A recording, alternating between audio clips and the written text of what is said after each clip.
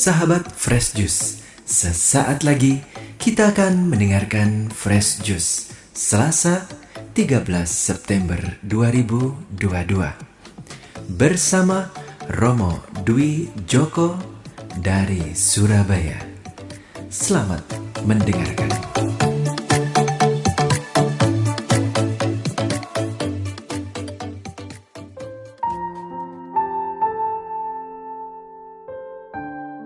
Para sahabat Fresh Juice yang terkasih, selamat pagi, selamat berjumpa kembali, salam damai dalam kasih Tuhan. Hari ini Selasa dalam pekan ke-24, kita akan bersama-sama mendengarkan bacaan diambil dari Injil Lukas, bab 7, ayat 11 sampai dengan 17. Mari sejenak kita membuka hati mendengarkan sabda Tuhan.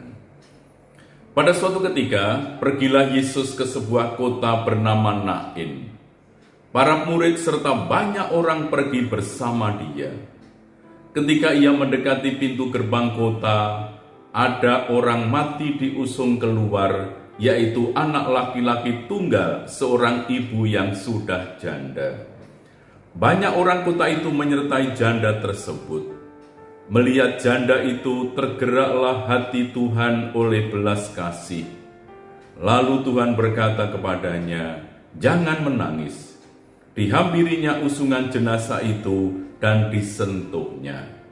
Maka para pengusung berhenti. Tuhan berkata, "Hai pemuda, aku berkata kepadamu, bangkitlah." Maka bangunlah pemuda itu, duduk dan mulai berbicara. Yesus lalu menyerahkannya kepada ibunya. Semua orang itu ketakutan dan mereka memuliakan Allah sambil berkata, "Seorang nabi besar telah muncul di tengah-tengah kita, dan Allah telah mengunjungi umat-Nya." Maka tersiarlah kabar tentang Yesus ke seluruh Yudea dan ke seluruh daerah sekitarnya. Demikianlah sabda Tuhan. Terpujilah Kristus. Para sahabat, kita bisa merasakan duka cita yang dialami seorang ibu yang sudah janda itu, janda di Nain, karena anak laki-laki tunggalnya meninggal dunia. Bisa kita bayangkan masa depan ibu itu seakan-akan suram karena anak tunggalnya meninggal dunia. Yesus ketika mengamati iring-iringan jenazah anak muda beserta ibunya itu, dicatat oleh penginjil Lukas, hatinya tergerak oleh belas kasihan. Para sahabat, apa itu belas kasihan atau bela rasa? Belas kasihan berarti ikut menderita bersama dan menjadikan penderitaan orang lain sebagai miliknya. Desmond Tutu mengatakan demikian, belas kasihan bukan hanya perasaan iba dengan seseorang, tetapi berusaha untuk mengubah situasi itu. Seringkali orang berpikir bahwa belas kasihan dan cinta hanyalah bersifat sentimental. Tidak, kata Desmond Tutu. Ada tuntutan yang lebih dari itu. Jika Anda ingin berbela rasa atau berbelas kasihan, bersiaplah untuk bertindak. Nah, kita lihat ya, belas kasihan ternyata tidak hanya sekedar rasa iba, rasa prihatin, tetapi keinginan untuk mengatasi penderitaan atau kesulitan atau masalah itu. Maka sesungguhnya belas kasihan yang sejati memang itu hampir selalu timbul dalam konteks kemalangan atau penderitaan manusia. Dan selalu membangkitkan perasaan belas kasih yang terus mendorong orang untuk mengatasi penderitaan atau kemalangan itu.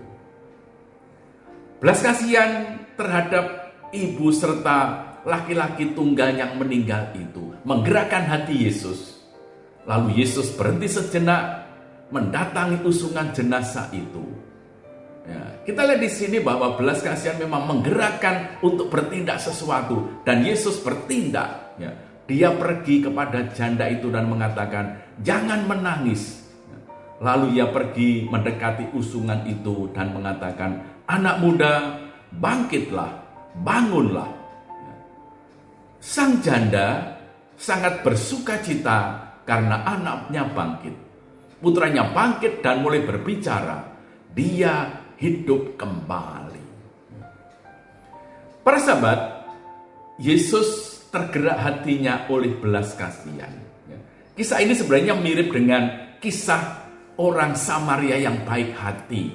Orang Samaria yang hatinya tergerak oleh belas kasihan dan menolong orang yang malang itu. Atau juga Lukas menggambarkan dalam Injilnya kisah tentang Bapa dalam kisah anak yang hilang itu.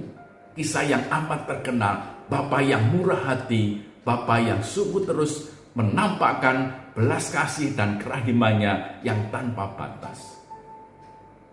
Kisah-kisah ini dalam Injil Lukas kiranya memberikan gambaran tentang Allah yang begitu mengasihi manusia, sehingga ia tidak tahan melihat penderitaan yang dialami oleh manusia itu. Bahkan Allah dalam diri Yesus akhirnya menderita begitu ngeri, wafat di kayu salib.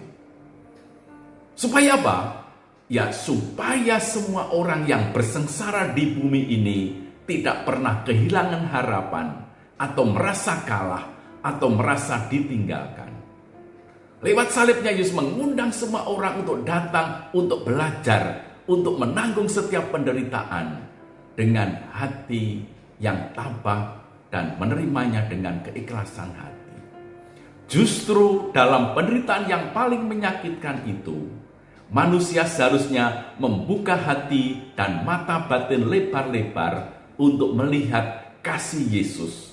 Betapa dalam dan luasnya kasih Tuhan kepada manusia. Yesus selalu melihat, dia tergerak hatinya oleh belas kasihan. Lalu dia mendekat, menyapa, menyentuh, memberikan rahmat yang sungguh berlimpah. Para sahabat, kehidupan kita yang seringkali sibuk dengan banyak acara, banyak jadwal di sana sini, seringkali juga menghalangi kita untuk seperti Yesus berhenti, lalu mengamati, menunjukkan belas kasihnya, dan tergerak untuk bertindak. Kadang-kadang karena kesibukan macam-macam, lalu kita merasa bahwa saya tidak punya waktu. Ya, sama seperti ya kisah orang Samaria yang baik hati, Imam dan Levi hanya lewat begitu saja karena merasa sibuk banyak acara, tidak sempat untuk menolong. Maka ketika kita ingin sungguh membangun intimitas yang lebih dekat dengan Tuhan, ya, maka kita tidak perlu takut untuk sejenak berhenti lalu menghampiri penderitaan yang dialami manusia-manusia di sekitar kita dan bertindak, menawarkan dengan penuh kelembutan belas kasih Tuhan melalui diri kita kepada mereka. Maka sebagaimana murid Yesus, kita harus selalu membiarkan kelembutan kasih itu ada dalam hati kita. Sehingga dengan demikian kita pun juga akan menyebarkan sukacita kasih bagi orang-orang di sekitar kita. Para sahabat, Yesus senantiasa ada bersama dengan kita. Dia berjalan bersama dengan kita. Dalam setiap kesulitan dan penderitaan kita, Dia datang dan memberitahu kita, ayo bangkit, ayo bangun, jangan putus asa. Maka bersama dengan Yesus, kita senantiasa memiliki kekuatan untuk bangkit dan untuk hidup dengan harapan dan sukacita yang terus diperbaharui. Marilah kita berdoa. Allah Bapa yang Maha Baik, syukur bagimu karena Yesus Putramu senantiasa tergerak hatinya oleh belas kasihan. Yesus senantiasa mendekati, menyapa, dan bertindak supaya kemalangan-kemalangan boleh diatasi. Ajarilah kami untuk juga terus mengungkapkan belas kasih, bela rasa kami dengan bertindak membantu banyak orang untuk sungguh mengalami rahmat berlimpah, terutama kebaikan dan kesejahteraan di dalam Engkau. dengan pengantaraan Kristus Tuhan kami. Amin. Tuhan bersamamu dan bersama rohmu. Semoga Allah yang Maha Kuasa memberkati saudara sekalian, Bapa dan Putra dan Roh Kudus. Amin. Sahabat Fresh Juice, kita baru saja mendengarkan Fresh Juice Selasa, 13 September 2022. Terima kasih kepada Romo Dwi Joko untuk renungannya pada hari ini. Sampai berjumpa kembali dalam Fresh Juice edisi selanjutnya. Jaga kesehatan dan salam Fresh Juice.